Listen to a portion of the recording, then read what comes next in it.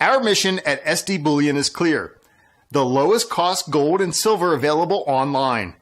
While we do not have pretty blue boxes, free shipping, 4% credit card fees, or glamorous gold and silver infomercials, SD Bullion has the lowest prices that may save you hundreds on your next order.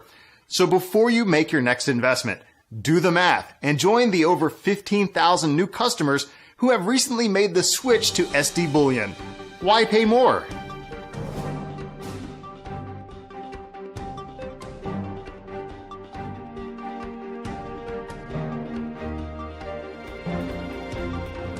You've said that Russia will step forward in oil price setting along with Iran. How do you see this playing a role in the economic reset? Well, there's a monopoly in the oil business. OPEC and the U.S. teamed together to come up with a price. The two major contracts are the West Texas Intermediate contract, or barrel, and the other one is the Brent contract and barrel. They differ. They differ in viscosity. They differ in contaminants, namely sulfur content. So we've now seen the launch, this happened a couple months ago, of the St. Petersburg oil contract, the St. Petersburg benchmark of their type of barrel. And it's really not as simple as that. They've got a Ural Mountain standard benchmark. So the Russians are going to be introducing a couple of competitive benchmark types of oil. And there's a hidden motive there. So they can set the price.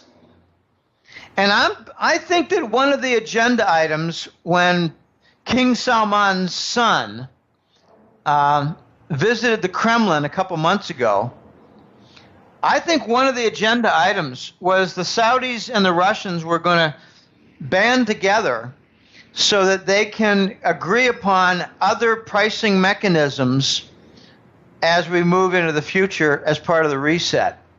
I think what we're going to start to see is the Saudis either working cooperatively with Russia on the oil price setting, or Russia makes sure that the House of Saud falls.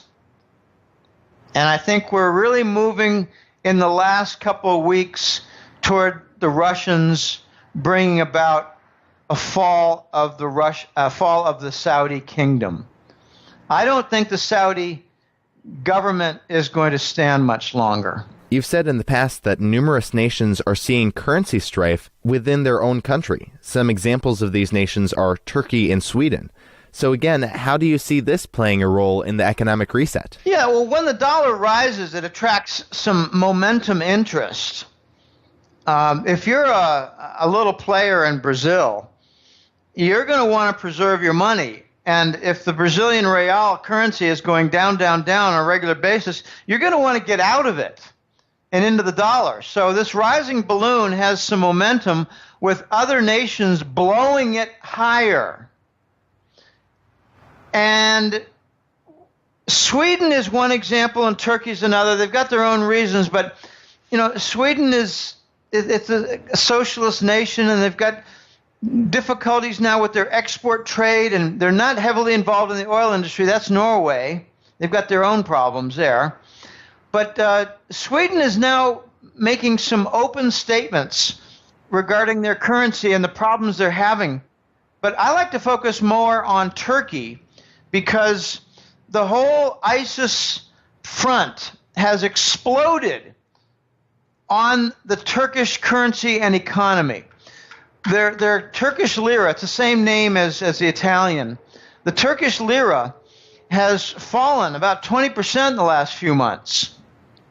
And the re-election of Erdogan was a temporary reprieve. It's now falling again. And what it's causing is a tremendous price inflation on all things imported.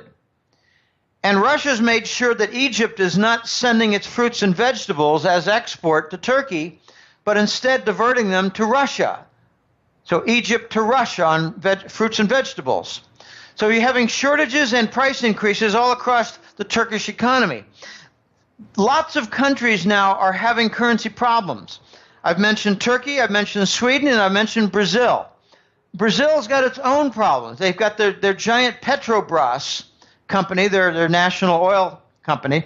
It's loaded with corruption, sweet deal loans that'll never be paid back, all kinds of bribes to officials, all kinds of prosecution.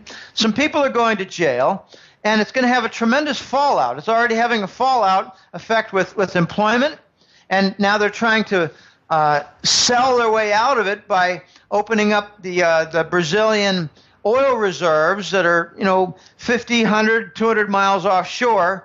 They call them the salts because the oil is buried under big salt deposits. So big implications. The Brazilians are reacting by trying to bring in foreign revenue by selling off some of their natural resources. These are very big consequences. But we're seeing currency problems everywhere. Look at what's happened to the Canadian dollar. It's down in the neighborhood of 70 cents. It was up to over $1.05 just 3 or 4 years ago. It is one of the biggest victims of the falling oil price.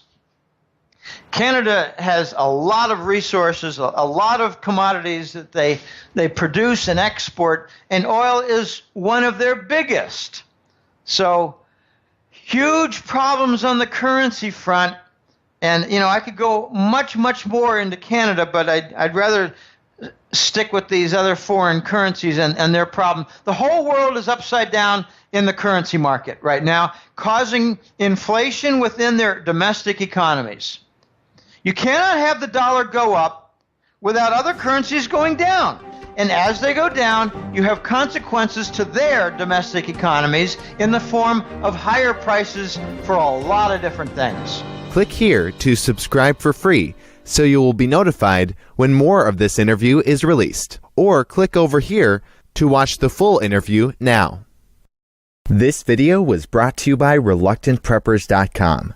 Click here to watch Reluctant Prepper's latest interview with Jerry Robinson, founder of Follow the Money Daily and expert on the US dollar.